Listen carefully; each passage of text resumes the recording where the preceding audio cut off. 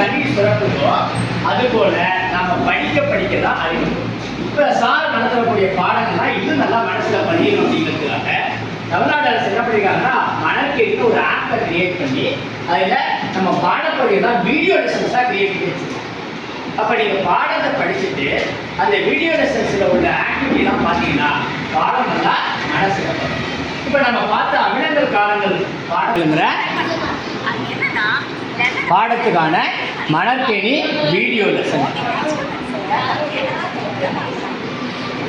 பயன்படுத்துகிற எலுமிச்சம்பழத்தை பற்றி ஒரு ஆக்டிவிட்டியை இப்போ செய்யலாம். இப்போ நாம் இந்த செய்யக்கூடிய இந்த ஆக்டிவிட்டி அப்படியே நம்ம ப்ரொஜெக்டில் நீங்கள் எல்லாரும் நல்லா பார்க்கக்கூடிய வகையில் ப்ரொஜெக்டில் இப்போ நம்ம பார்க்கணும்.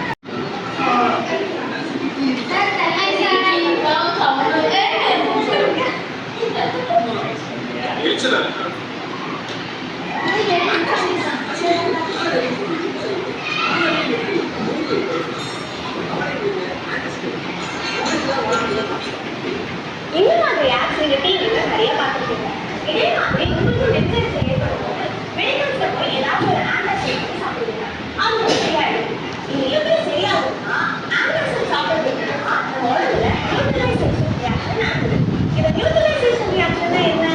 இதை பத்தி தான் இந்த வீடியோல பார்க்க போறோம். நடுநிலை ஆற்றல் செஞ்சு பார்த்தோம் இல்லையா? அமிலமும் காரமும் வினைபுரிந்து உப்பு உருவாக்குதான் neutralization reaction. Acid and base ரெண்டுக்கும் வெவ்வேறு ப்ராப்பர்ட்டிஸ் இருக்குன்றத நம்ம properties of acids and bases வீடியோல பார்த்தோம்.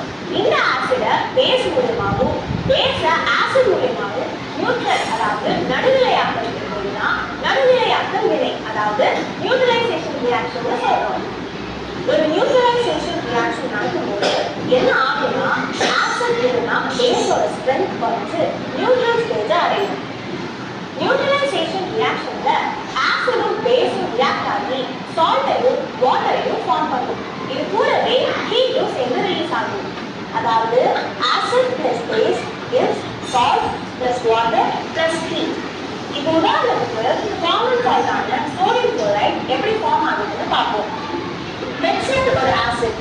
இந்த ஆசிட் ரியாக்ட் ஆச்சுன்னா சோடியம் குளோரைட் என்ற சால்ட்டும் வாட்டரும் கிடைக்கும்.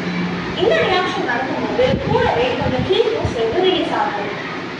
அதாவது HCl plus NaOH is NaCl plus H2O.